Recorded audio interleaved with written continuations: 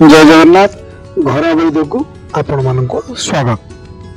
बण सेवती यह साधारण गाँ गहली बाड़ी बगीचा जंगल भी देखा मिले। ये गछटी हूँ विशल्यकरणी सदृश रामबाण कहुए।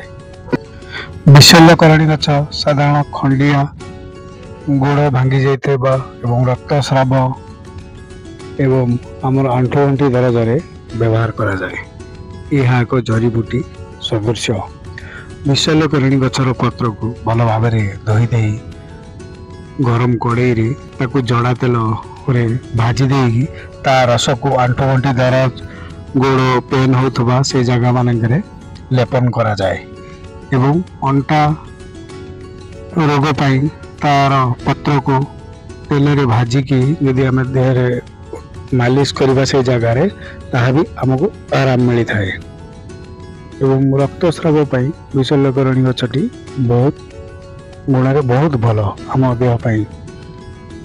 यह जड़ीबूटी भाव गाँ गहली व्यवहार करती। बण सेवती गछ खंडिया जगार लेपन कले खंडिया भी दूर होता है। वो बण सेवती चुट्टी झड़वा रोग ही बंद करता है। बण सेवती पत्र को सोरिष तेल रे भाजी देकी से सोरिष तेल रस जो बाहर था से रस को चुट्टी मूल लगेले चुट्टी झाड़िबा बंद होता है।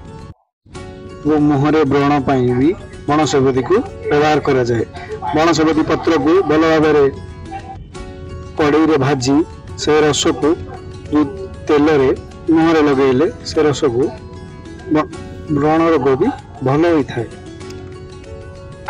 रक्तस्राव यह एक जड़ीबूटी सदृश। यही रस को आपण 2 चमच रक्तस्राव बंद होता है।